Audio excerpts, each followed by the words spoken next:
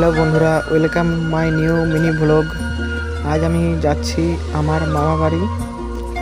এখন আমি আসি সিমলাপালে। আর এখান থেকে দেখো কি ভিউটা দেখাচ্ছে, তাই কয়েকটি শট নিয়ে নিলাম।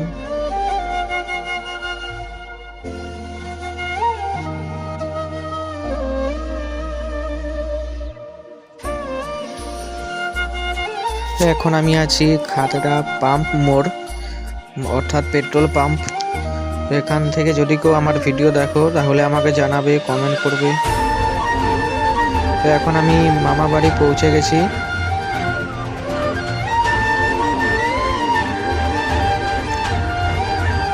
আর এখান থেকে কয়েকটি শট নিয়ে নিলাম।